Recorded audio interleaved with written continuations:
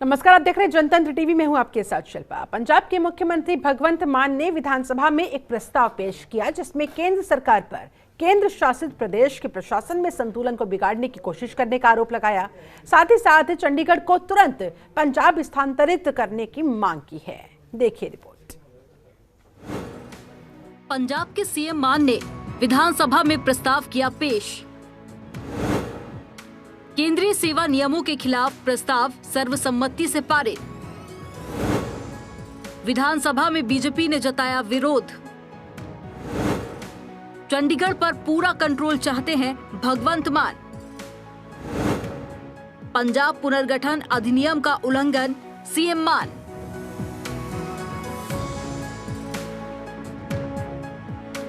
पंजाब की भगवंत मान सरकार ने विधानसभा का एक दिवसीय विशेष सत्र बुलाया। इस सत्र में विधानसभा में चंडीगढ़ में लागू किए गए केंद्रीय सेवा कानूनों को लेकर चर्चा हुई।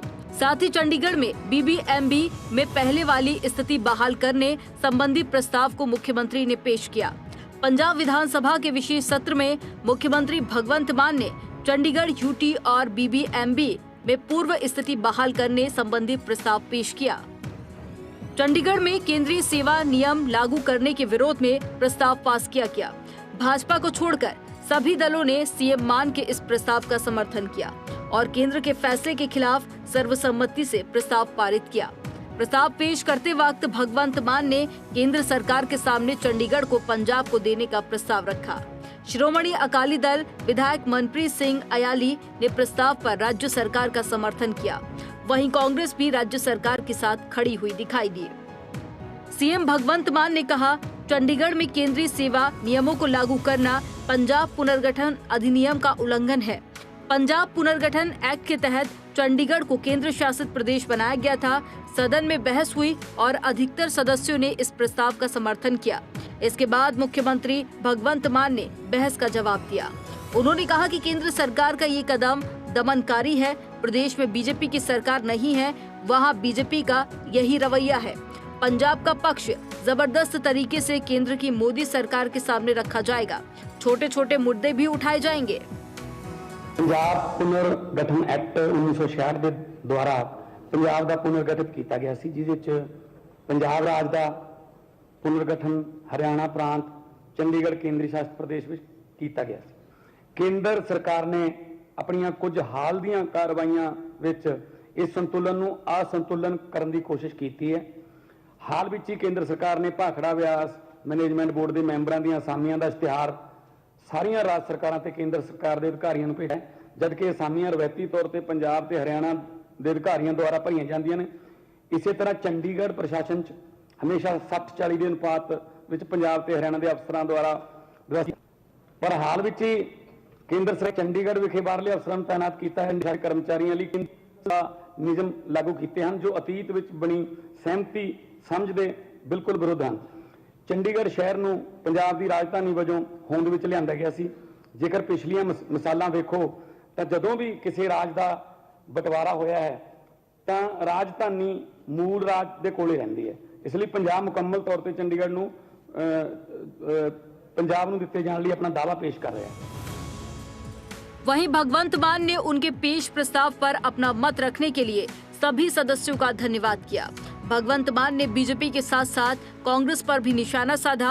उन्होंने इशारों में कैप्टन अमरिंदर सिंह सरकार पर भी हमला बोला। ਅੱਜ ਪੰਜਾਬ ਦੀ ਵਿਧਾਨ ਸਭਾ ਦਾ ਵਿਸ਼ੇਸ਼ ਇਜਲਾਸ ਇੱਕ ਦਿਨ ਦਾ ਬੁਲਾਇਆ ਗਿਆ। ਪੰਜਾਬ ਦੀ ਵਿਧਾਨ ਸਭਾ ਦੇ ਵਿੱਚ ਅਸੀਂ ਮਤਾ ਪੇਸ਼ ਕੀਤਾ, ਜਿਹਦੇ ਵਿੱਚ ਬੜੀ ਉਸਾਰੂ ਬਹਿਸ ਹੋਈ। ਵਿਰੋਧੀ ਪਾਰਟੀਆਂ ਦੇ ਮੈਂਬਰਾਂ ਨੇ ਵੀ ਮਤੇ ਦਾ ਸਮਰਥਨ ਕੀਤਾ।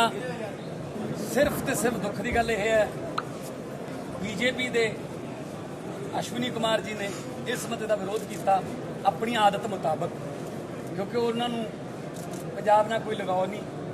ठीक है, पानी पंजाब का पींदे ने, अन्न पंजाब का खांदे ने, हवा पंजाब की साह लेंदे ने, पर पंजाब के हक्कां ते जो डाका बजदा उदों साथ नहीं दिंदे।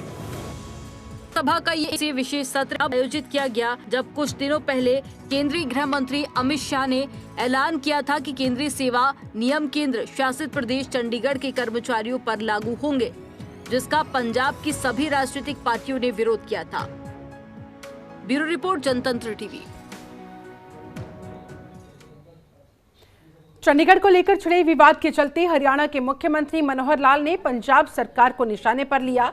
पंजाब विधानसभा में प्रस्ताव पास करने को लेकर उन्होंने कहा, चंडीगढ़ दोनों ही राज्यों हरियाणा और पंजाब की राजधानी है और आगे भी रहेगी।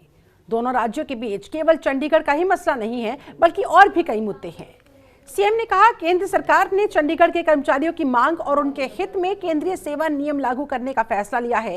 पंजाब सरकार इस मसले पर जनता को गुमराह करने का काम कर रही है।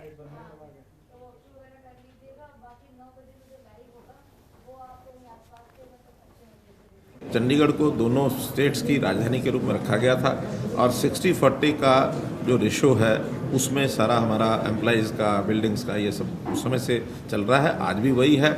इस प्रकार से एक तरफा रेजोल्यूशन पास करने का उन्होंने एक रिकमेंडेशन की है कि सरकार इस विषय को टेकअप करे, तो ऐसा रेजोल्यूशन रिकमेंड करने का कोई अर्थ नहीं है, क्योंकि ये केवल पंजाब का विषय नहीं है, ये हरियाणा का भी विषय है। इवन थोड़ा शेयर हिमाचल के लोग भी मांगते हैं। 7.19% शेयर हिमाचल का भी कोर्ट ने एक बार एक आदेश दिया था, हालांकि 7.19 है इसलिए बहुत आग्रह उनका नहीं था, लेकिन फिर भी तीनों स्टेट्स की इसमें हिस्सेदारी है। हिमाचल ने अपनी राजधानी शिमला बनाई है, लेकिन हरियाणा और पंजाब की राजधानी दोनों की चंडीगढ़ है और दोनों की रहेगी। कोई समझौते का कोई विषय आएगा तो केवल एक चंडीगढ़ नहीं है, इसमें मल्टीपल इश्यूज हैं और SYL भी है, उसमें हिंदी स्पीकिंग एरिया भी है, तो ये सारे विषय जब एक साथ बैठ करके कभी को करने की बात आएगी तब तो कोई विषय आगे बढ़ता है, अन्यथा वन साइडेड रेजोल्यूशन का कोई अर्थ नहीं है, बेमानी। वहीं हरियाणा के गुरुग्राम में सीएम मनोहर लाल ने कई परियोजनाओं का उद्घाटन किया। इन परियोजनाओं के जरिए गुरुग्राम में विकास को नई राह मिलेगी। ये रिपोर्ट देखिए।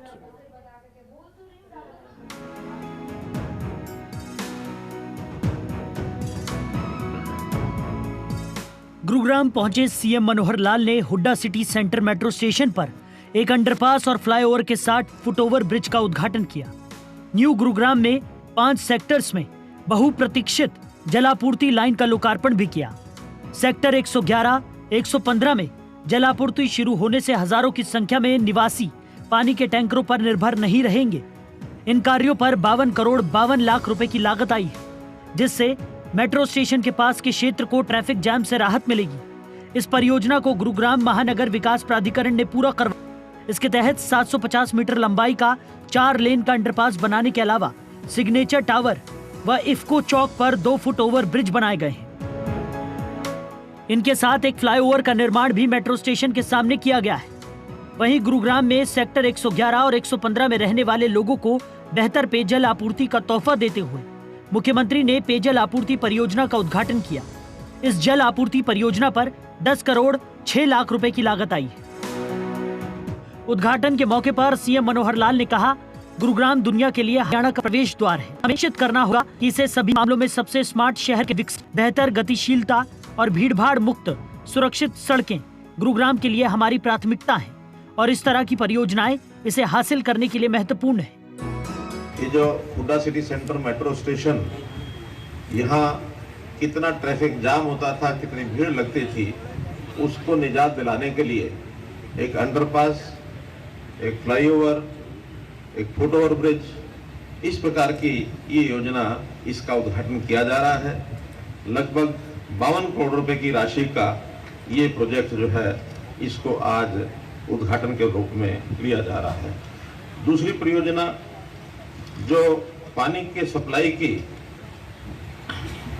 जोन 8 सेक्टर 111 से 115 जो जलापूर्ति का नेटवर्क बनाया गया है, उसका उद्घाटन किया है। लगभग 10 करोड़ रुपए की राशि का उसमें भी खर्च आया है।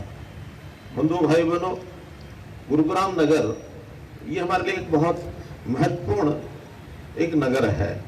मैं इसको केवल एक शहर के रूप में नहीं देखता, बल्कि जिस प्रकार का स्थान गुरुग्राम का विश्वव्यापी एक प्रसिद्धि का स्थान बना है, मैं समझता हूं हमारे लिए हरियाणा का दुनिया के साथ जोड़ने के लिए जो सेतु का काम है, वो गुरुग्राम नगर कर रहा है। तो ये सेतु बढ़िया कैसे बने, दुनिया के लोग ज्यादा यहाँ किस प्रकार से आकर्षित हो, यहाँ आए। इस परियोजना से सन 2031 तक की लगभग 93,000 जनसंख्या को नहरी जल आपूर्ति का लाभ मिलेगा। वर्तमान में इन सेक्टर्स में रहने वाले लोग टैंकर से जल आपूर्ति पर निर्भर थे। इन सेक्टर्स में अभी लगभग 3 MLD पेयजल की मांग का आंकलन किया गया है। परियोजना के तहत 8,429 मीटर लंबाई की पेयजल आपूर्ति पाइपलाइनें बिछाई गई हैं। गुरुग्राम महानगर विकास प्राधिकरण के अधिकारियों ने कहा कि ये पेयजल आपूर्ति इतनी बेहतरीन होगी कि लोगों को पानी के शुद्धिकरण के लिए RO लगाने की जरूरत नहीं पड़ेगी, बशर्त है कि कॉलोनाइजर्स से पानी के भंडारण की व्यवस्था का सही ढंग से रखना। ब्रेक लौटते हैं। खबरों के निष्पक्ष विश्लेषण के लिए सब्सक्राइब करें Jantantra TV and press the bell icon. Never miss any update.